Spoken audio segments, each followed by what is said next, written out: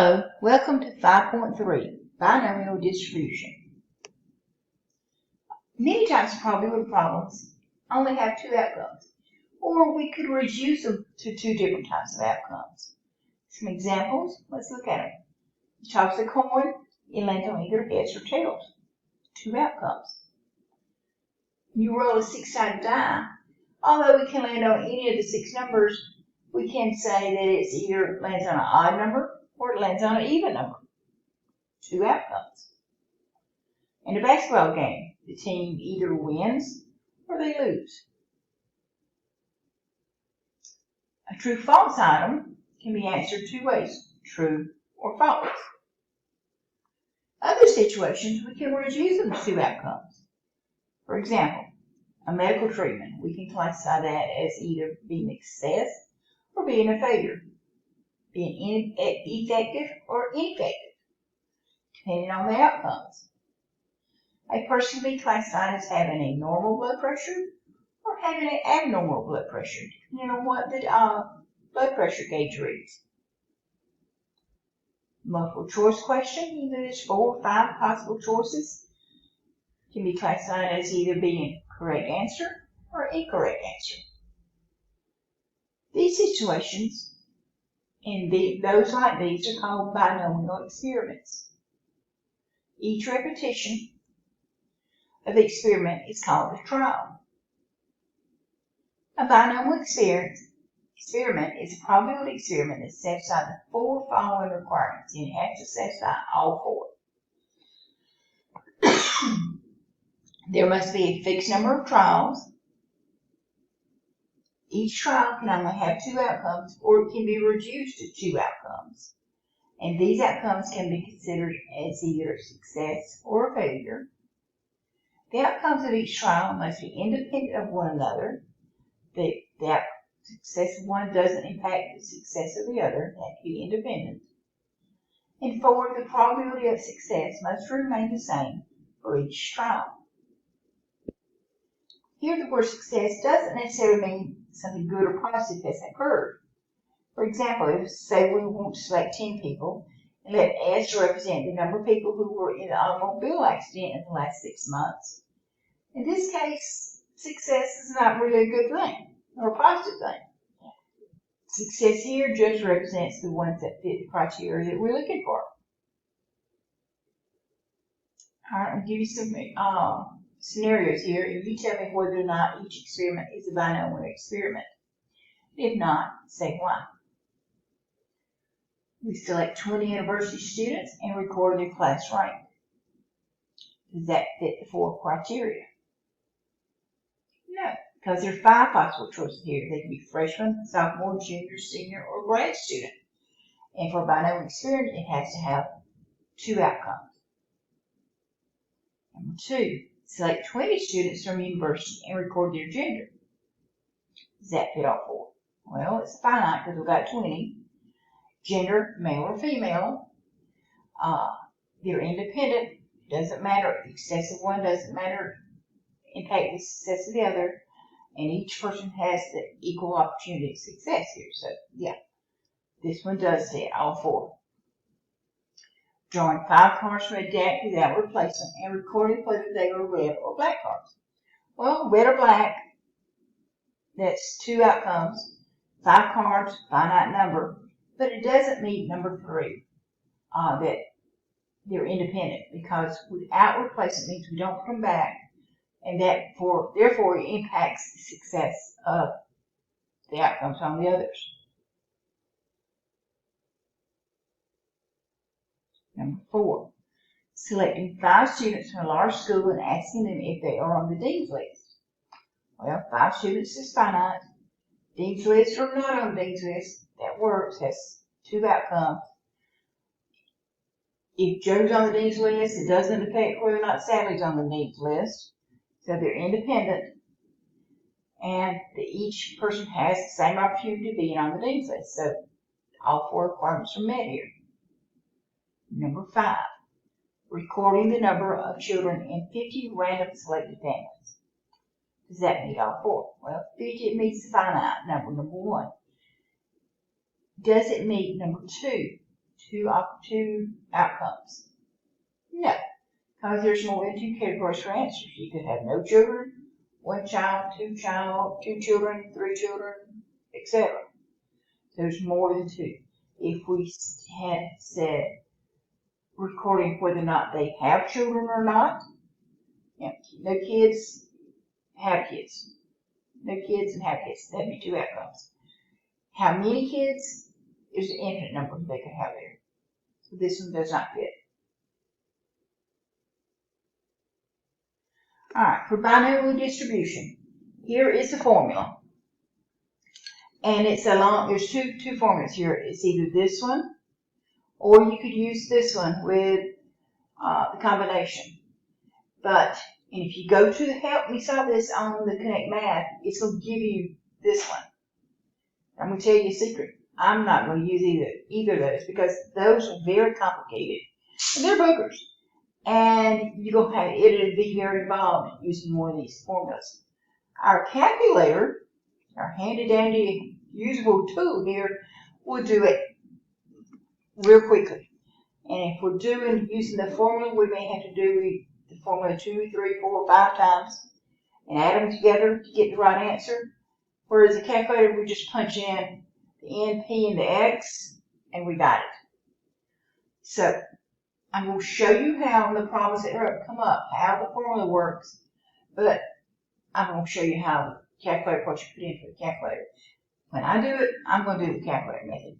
But again, this is up to you. Do whichever you prefer doing. I'm fairly sure most of you are going to use the calculator. Woo, what happened there? Alright, so make sure you know what everything means here.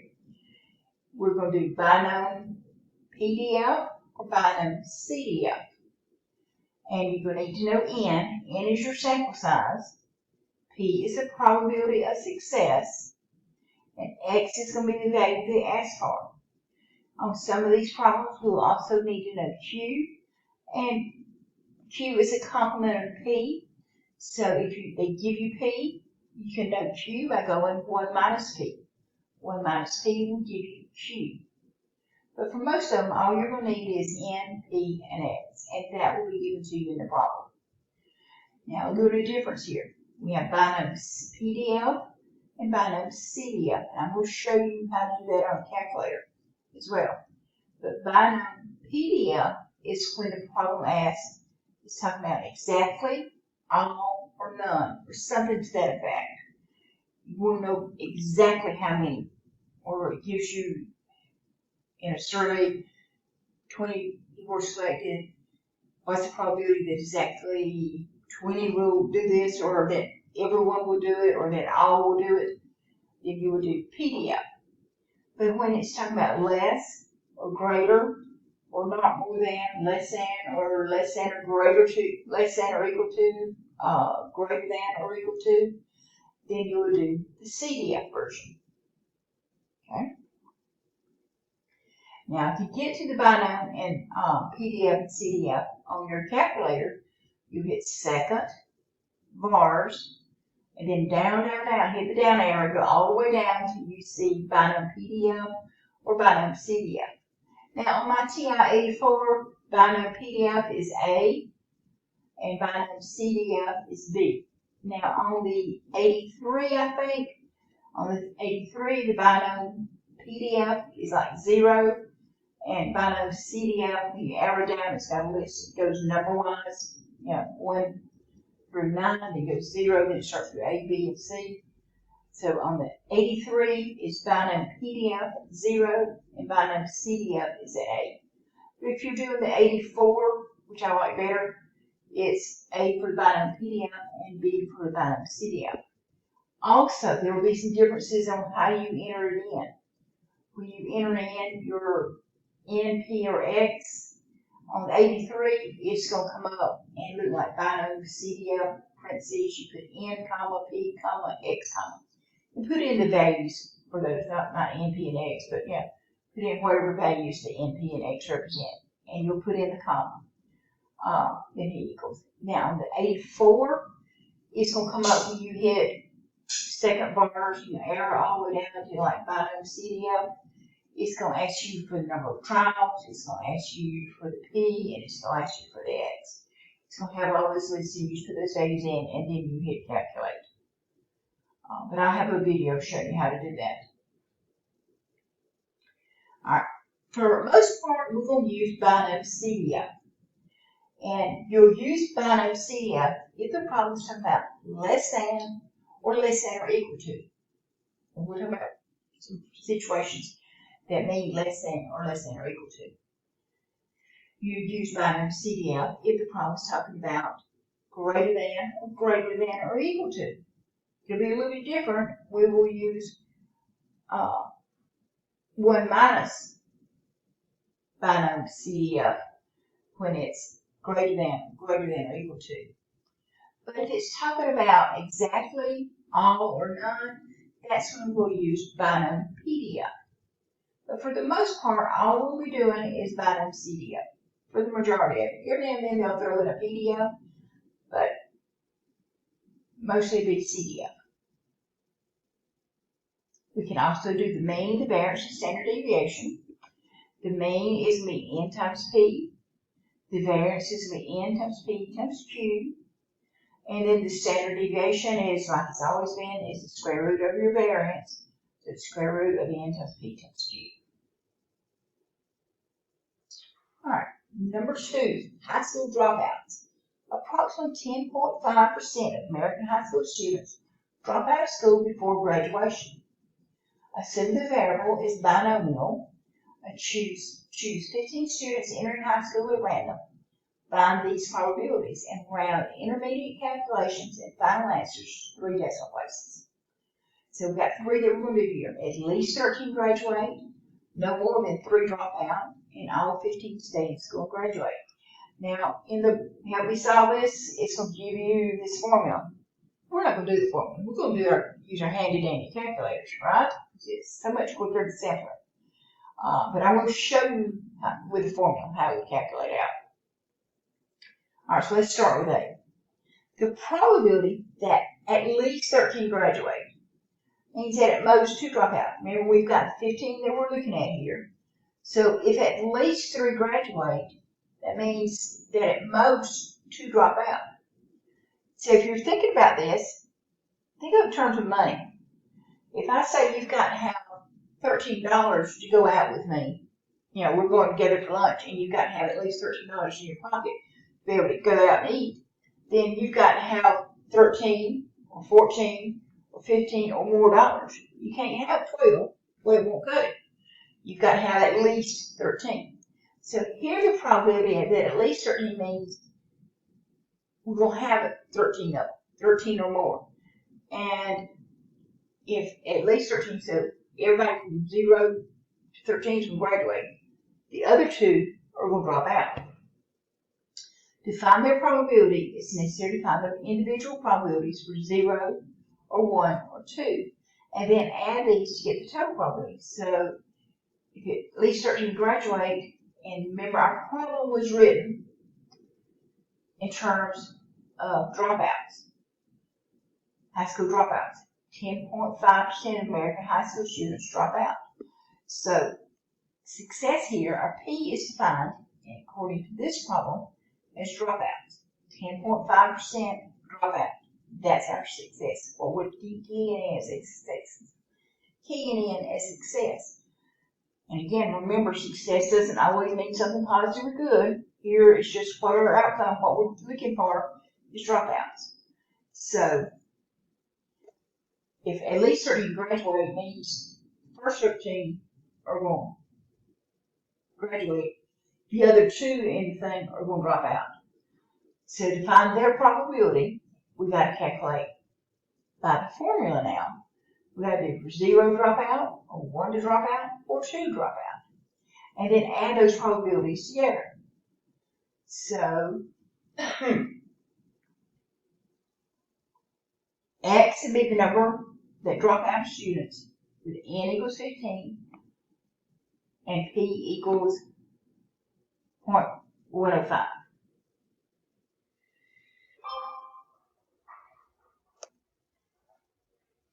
Alright, N is going to be 15 and P is our percentage, the 10.5% that will drop out. So P is our success, and it's change our percent to a decimal. So P is 0.105. That means Q is going to be 0.895.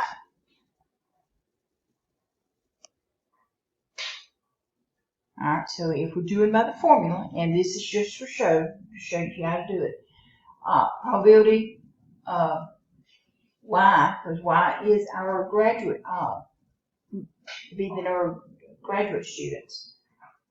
So it's greater than or equal to 13. Probability is of X is less than 2, less than or equal to 2, is those that drop out.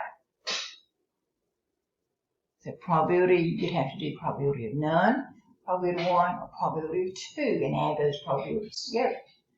So again, we've got N 15, P is 0.105, Q is 0.895, and X we've got to calculate as 0, 1, or 2.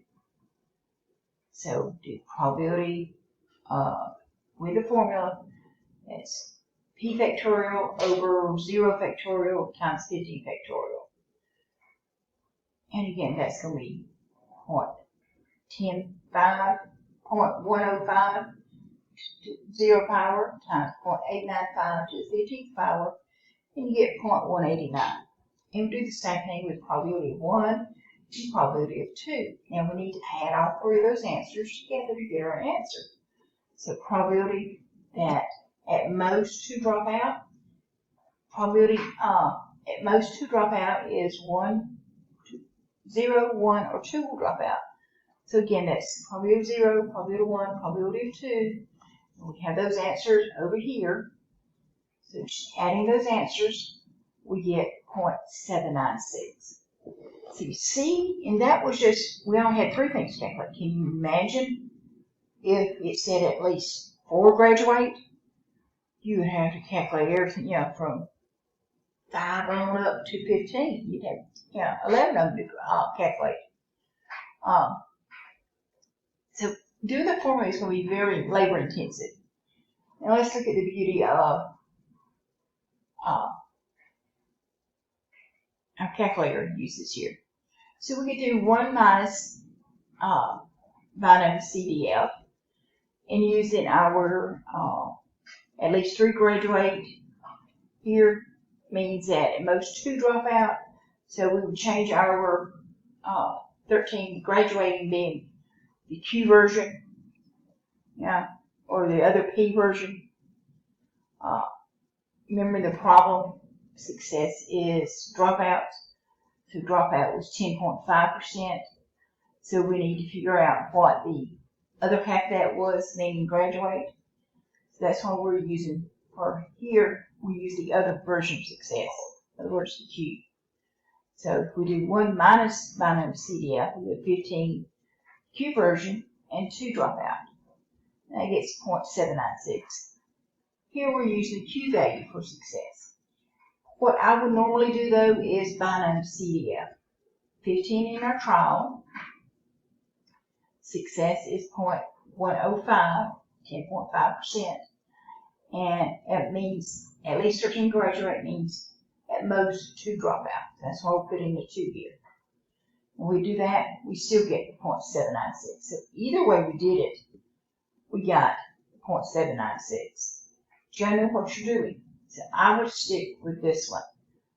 If I know the number of trials, the success that we're using, and the number here, in this case, success dropouts, the number that's going to drop out, 2. And we're doing CDF. Alright, B, the probability that no more than 3 students drop out. Part B means that 3 or less students drop out of high school before graduation. To find their probability, it's necessary to find the individual probabilities for 0, 1, 2, or 3, and add those to get the total probabilities. And again, let's look at the formula. Here's our numbers again. We've got to do probability 0, probability 1, probability of 2, probability of 3. You can see how to use that formula can be labor intensive. Then we have to add all 4 of those together to get our answer. 0.935. Or we can do it with a calculator. CDO. 15 in the trial. Success rate is 0.105. It's 10.5% dropout. And here we're looking at no more than 3 students drop out. So that includes the 3. It said less than 3 drop out, we would use 2. But it says no more than 3. So it's 3 or less here. So we're using 3 or less. That's CDO. We'll put 3 in, do our calculations, and we get 0.935. Here we're using the p-value for success. Part C, the probability that all 15 stay in school. And if you remember when we talked about using CDF and PDF, we talked about binomial CDF when it was less than or equal to, 1 minus CDF when it was greater than or equal to. But when we talk about the words like all, exactly, none, then we're going to use PDF. And in this part C, it says all 15 stay in school. That means nobody fails. Okay? To find the probability, it's sufficient to find the probability for 0 only. So this is one time when you're doing the probability formula, you only have to do it one time. 15 is our number of trials. P is 0.105, and X here, what it's asking for, is 0. So we could do the probability of 0, get that answer. We'd be done. But I'm not going to do the formula. I'm going to stick with my PDF or CDF. And since I'm talking about all, I'm going to do is PDF. So binomial PDF, 15 is our N. Our success here, if none graduate, remember success in this problem was defined by dropouts. So none of them dropped out. So we could put, we're putting in the opposite of dropping out, which would be the graduating. So that'd be 0.895. And we want all 15 to graduate. So that'd be that. And still we get 0.189 that we had by doing the formula. Now you could have done this with binomial PDF, done 15 for the number of trials. You could have used the dropout rate of 0.105, and here instead of putting 15, you could have put 0, none dropout, and you would have still got 0.189. To make sure what you're putting in matches up, we use the graduation rate here and the people number that graduate here to get this. But if you put the dropout rate here, you need to put the number of dropouts here. And since the dropout rate was 0.105, and in this part C question, it was 0 dropouts, if you use the dropout rate and the number of dropouts, you can use PDF. But here I just use the graduate rate and the number of graduates. So make sure those two things match up.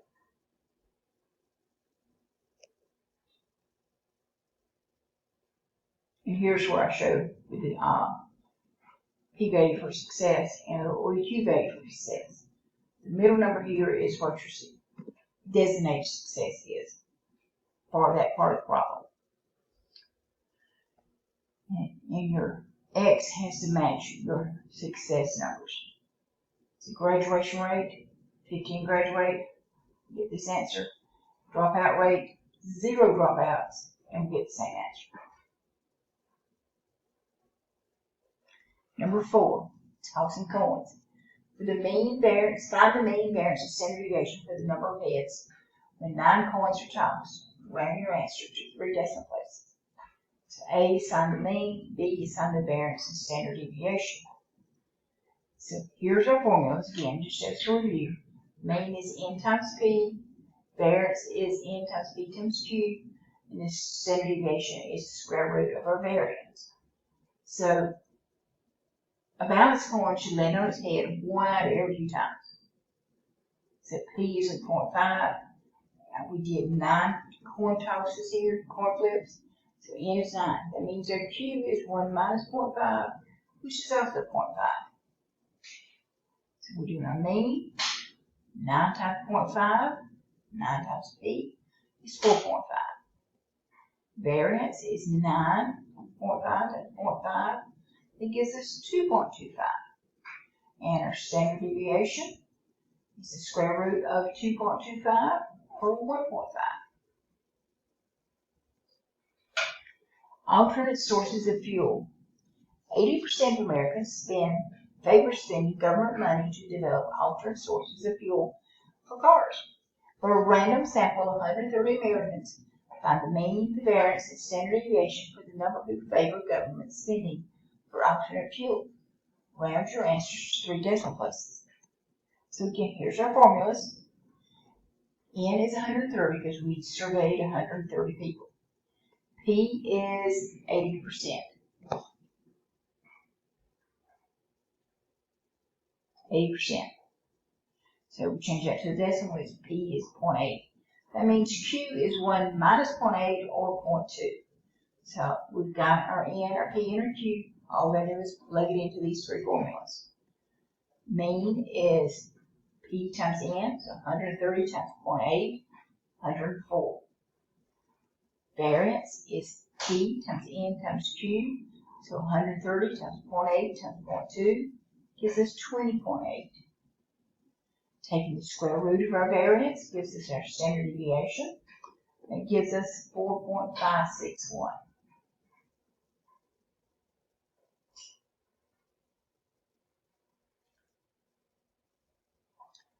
All right, so that ends our 5.3.